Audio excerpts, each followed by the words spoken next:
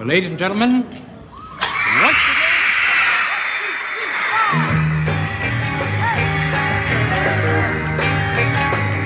Well, she was just 17, you know what I mean.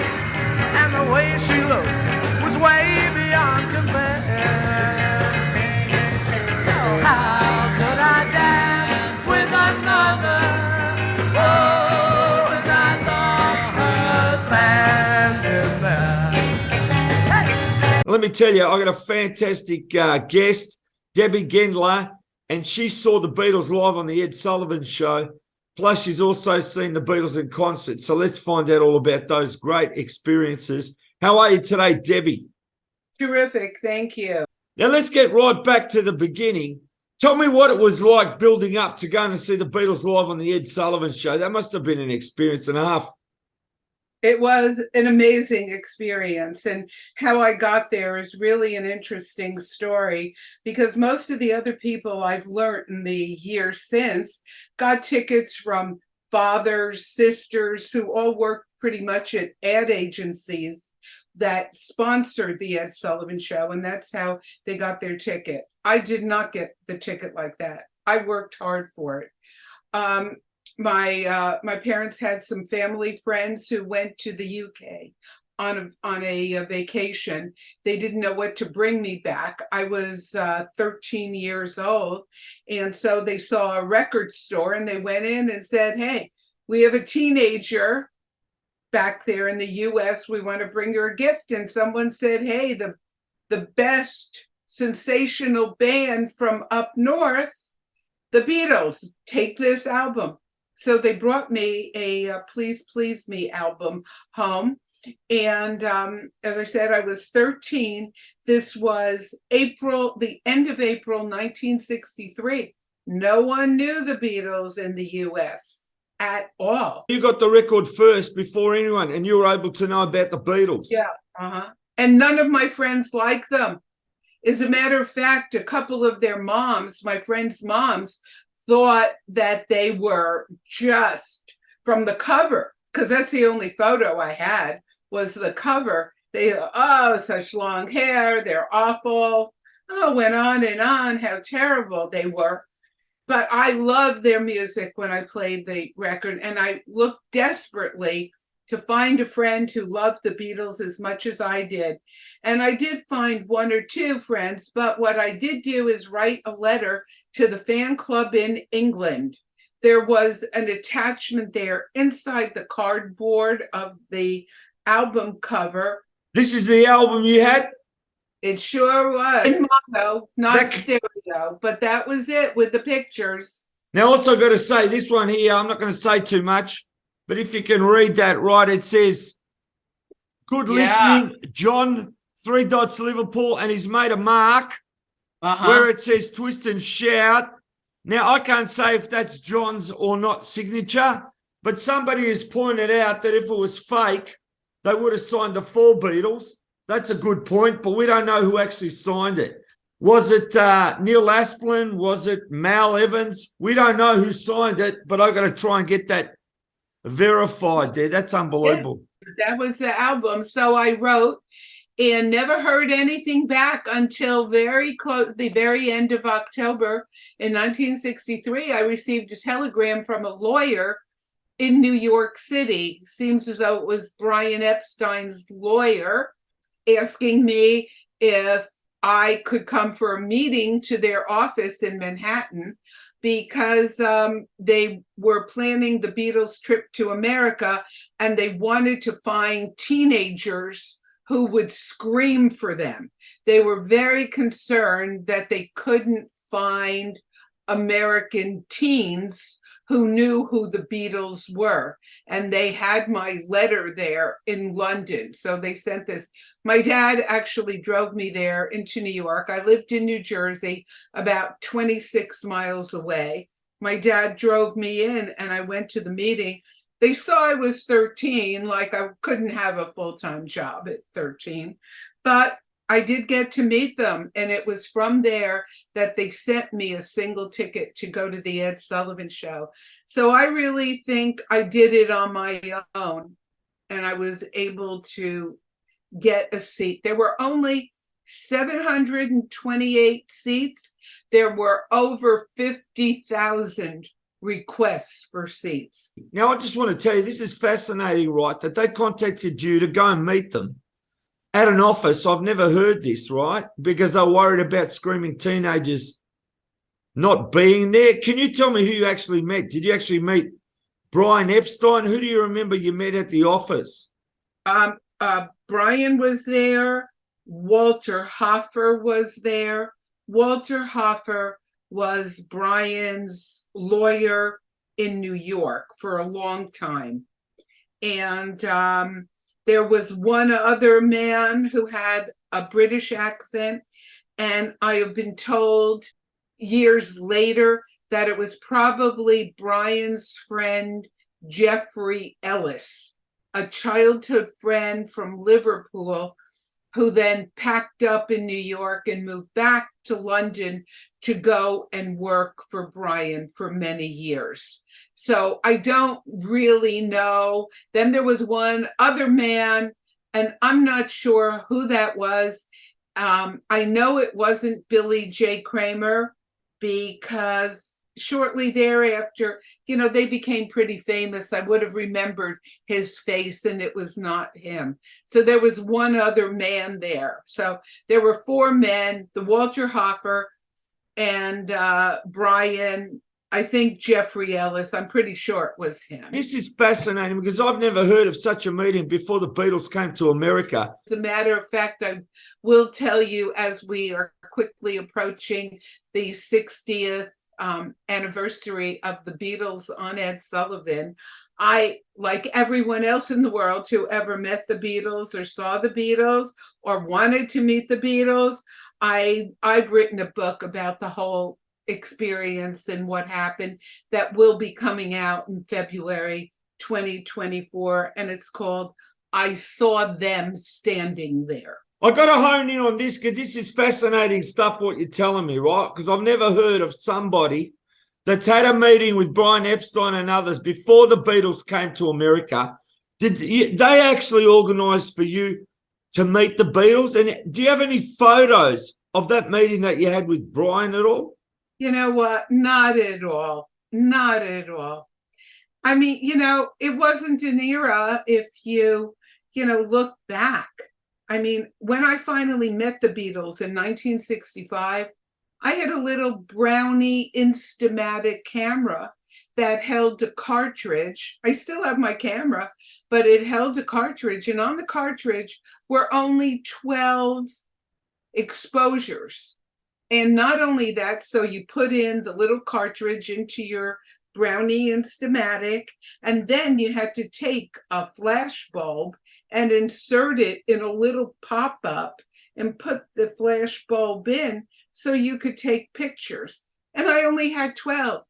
I can't imagine if things were like today, where you had cameras on your phones. And you have to remember, it was also expensive to develop film then. It wasn't cheap.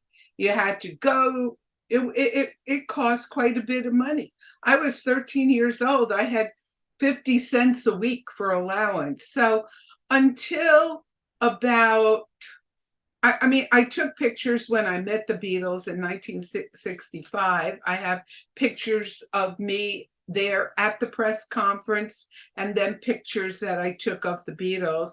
But prior to that, I really have very, very few.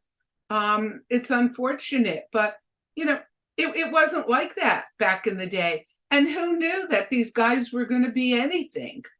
I mean, it was a big deal for my dad to drive me into New York for me to go to a lawyer's office. It was actually unheard of. And my dad took a lot of criticism from our relatives and from his friends for even indulging me in this and, taking me to a meeting. I'll just say that's fascinating because I've never heard of this story until you've told me that they actually wanted teenagers who could scream, and they went to such an extent before the Beatles went to the Ed Sullivan show. So just tell me, did Brian say to you, we really want you to come on the Ed Sullivan show, or we want you to meet the Beatles, or we want you for anything else while you're in the office? No, nothing at all. He was standing there and he, was talking to the other men. I came in with my dad, very cordial. They offered my dad coffee. It was like 11 o'clock in the morning, sort of like that. And, he asked me, he said, do I have any experience in fan clubs? I was 13 years old. I had no experience in anything, I was a kid. Did he want you He to run? wanted me to participate in fan club business activities. And I can tell you the one thing that I distinctly remember telling him. And he corrected me, and that's why I say his name, Brian Epstein. I called him Brian Epstein. And at that moment, he said, no, my last name is Epstein. Okay. And so I've always referred to him as Epstein now because I made that mistake. But I said, Mr. Epstein, I said, I have to go to college. I can't run a fan club, but I am a great devoted fan. And I mean, this all took all of 15 minutes, but sent me a thing. And then I did get active in the fan club. I mean, for the professional people that he eventually hired. And the fan club was run out of this lawyer's office, Walter Hoffer, in New York on 57th Street. And every time I had a day off from school or in the summers, I would go to the lawyer's office and I'd help. And I did things to help the fan club. I'd run little errands. I'd help open mail. I'd help respond to chapter presidents. They opened chapters. This was Beatles USA Limited, the official Beatles fan club. There were lots of fan clubs, Beatle Buddies, Beatles, other stuff, but they were not official. They only had one official fan club, and this was it, Beatles USA Limited. Yeah, that was not the first book of the fan club. That was the second one. The first one was Purple and Black. And that was the magazine that was given out to the fans and like the first concert. This one, Beatles USA Limited, was given out in 1965. It was given out later. The 64 one was the purple and the black one. Can I ask you, was this sold? Yes. Or was this given out at concerts, or you bought it at concerts? That's what I want to know. Okay, it's a combination. It was given to the fan club members when they joined. However, it was sold at the concerts. It's unbelievable that everything ties in. Now, I'm fascinated that you went and you joined the fan club there. That's amazing that you went to the fan club and you were doing hours there. And I need to know, can you tell me what some of this fan mail was like when you opened it up and you read it? I'm just curious. Yeah, it was as much as the same kind of fan mail I actually wrote. How much they loved the Beatles, how could they meet the Beatles. That was, primarily the thing that everyone wanted to know. Or they also asked, when are they coming to their town? When is the next record coming out? That was the big thing too. I mean, the anticipation of the next record was like amazing. I mean, we like sat there basically holding our breath. I don't know how it was in Australia, but I can tell you here in the United States, it was like we barely could contain ourselves till the next, record came out. Were you there when they had the problem with the Bible Belt and the burning of all their records? Of course I was, but that was tell me what that was like. Did that affect them when they spoke about that? That was already later in 1966. That was much later, So, I mean, the Beetle burning was was really a big deal. In my chapter of Beatles USA Limited that I organized, we had several fan club members who had to leave. Their parents, who were religious, could not,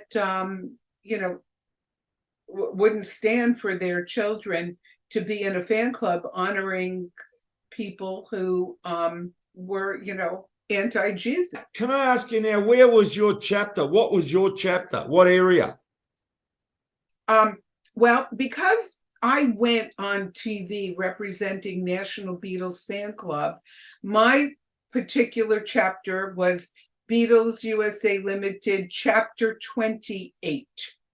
But my Chapter 28 encompassed New York City, all the boroughs, New York, Manhattan, Bronx, Brooklyn, Staten Island, Southern Connecticut, New Jersey, but not the part of New Jersey close to Philadelphia, more northern New Jersey and Long Island, because I used to do this regular thing on behalf of National Beatles Fan Club on a local New York show called The Clay Cole Show.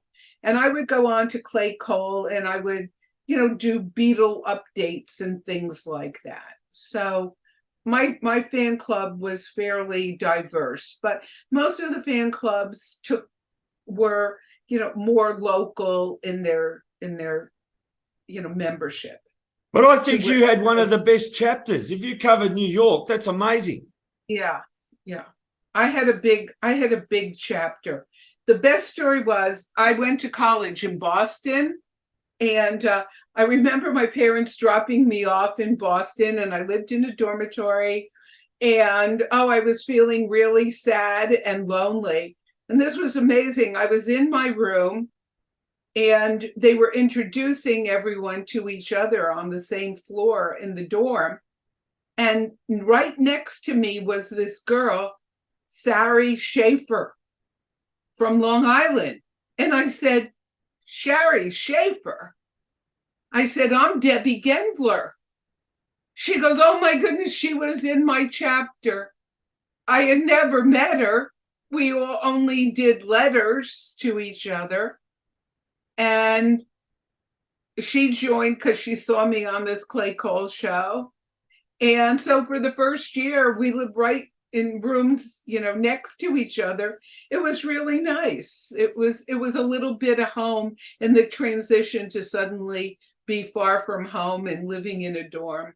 But your story, as I said, this thing about meeting Brian Epstein before the Beatles came to America, to me, is unheard of.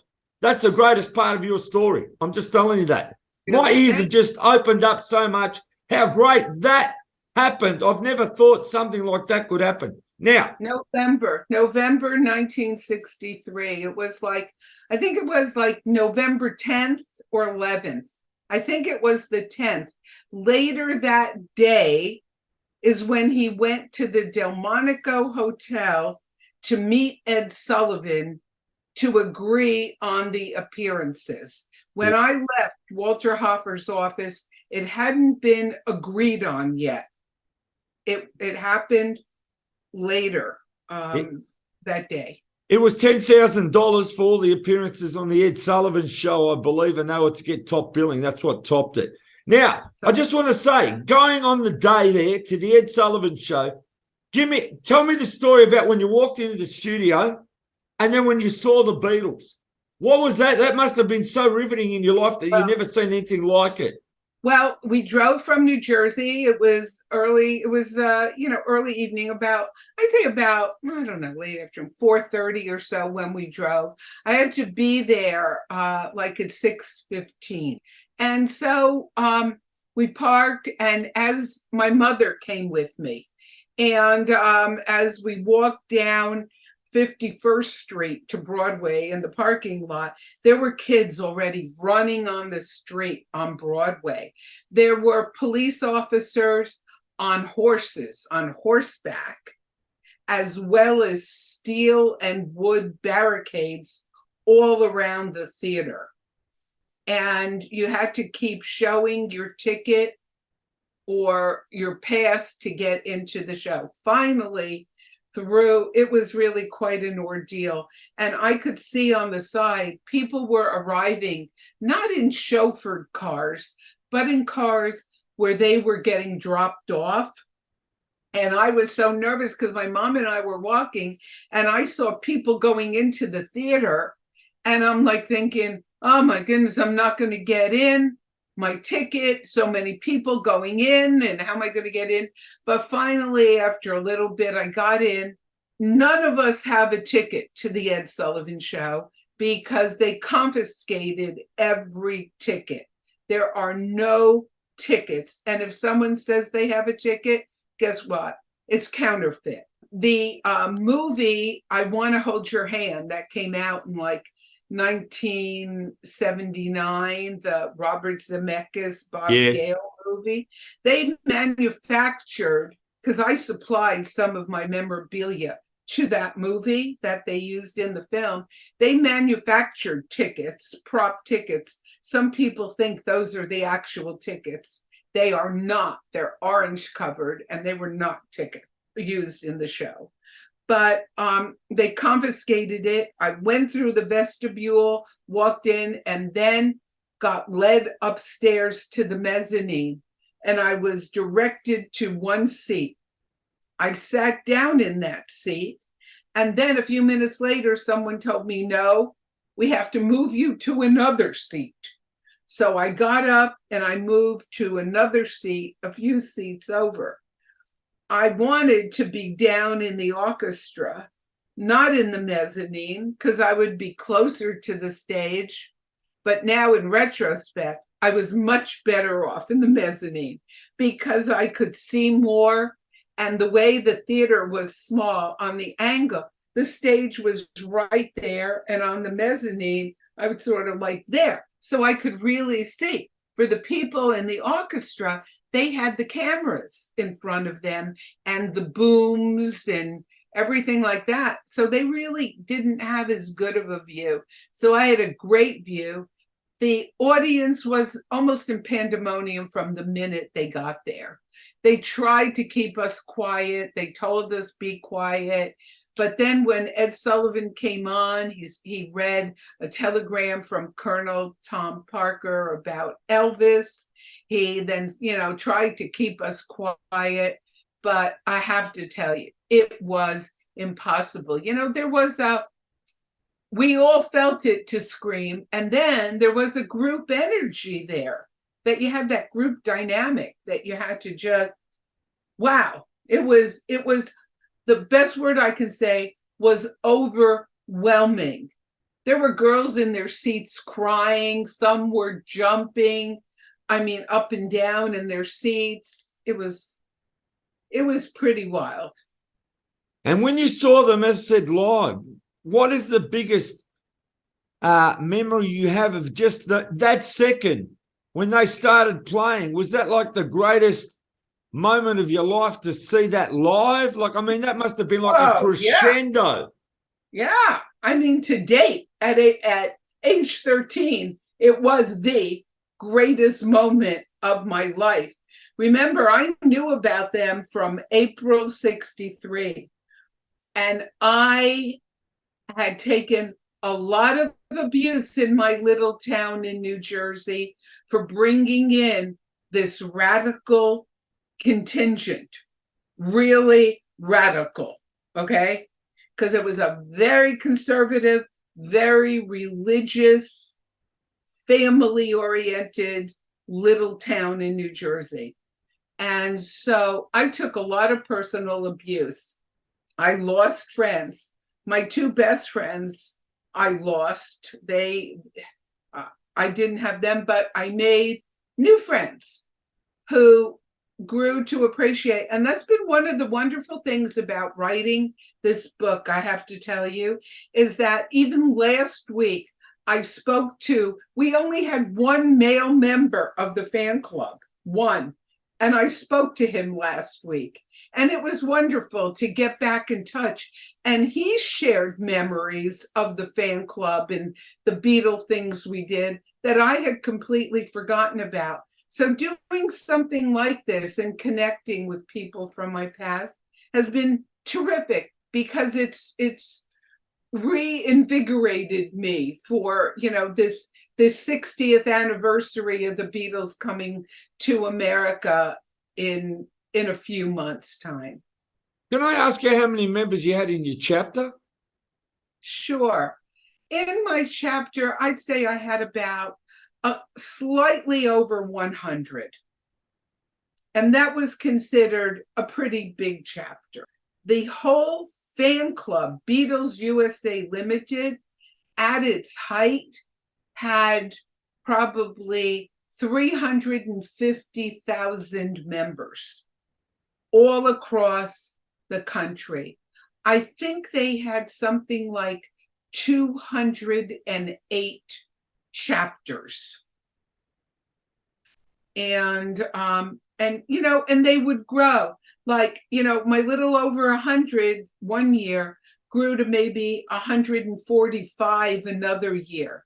And then in 1966, after the John comments, it then, went down a whole lot, but not as much as you would think, But there was a lot of parental dislike of the Beatles, and several of my fan club members, we had dues that we had to pay to the chapter.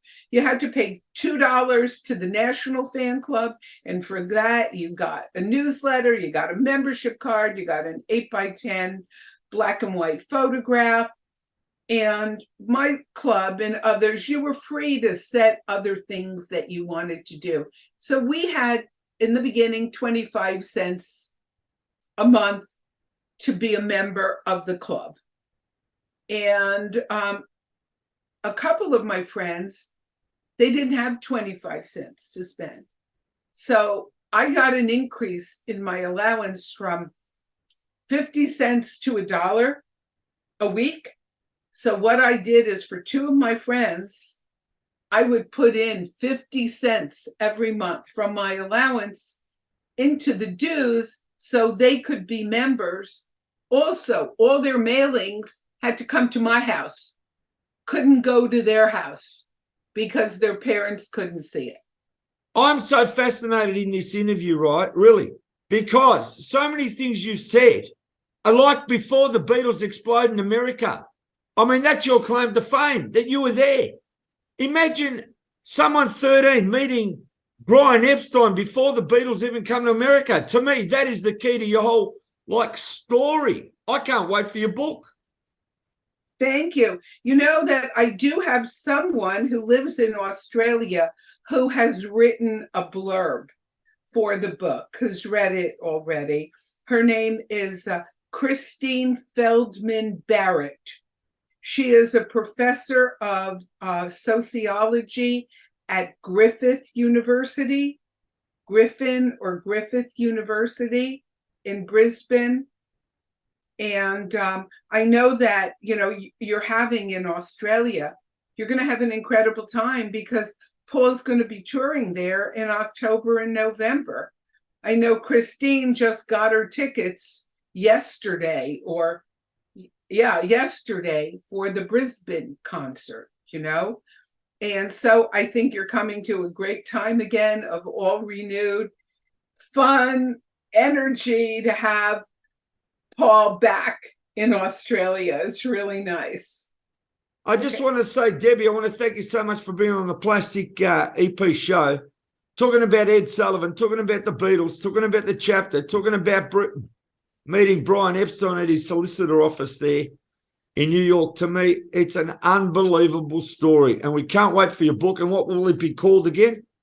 It's called I Saw Them Standing There, and the subtitle is Adventures of an Original Fan During Beatlemania and Beyond. In the cover is a picture of me at age 15 sitting on my bed at home reading A Spaniard in the Works with my little Beatle Remco dolls, the 6-foot color poster of the Beatles in the background, and a real sort of very typical teenager's bedroom during the time. Thank you, Debbie, so much for being on the show. And as I said, once that book comes out, we'll do another interview. Just fantastic. Thank you. Thank you, Debbie. I enjoyed it. Hi to Australia. I've never been there. One day, though, I will.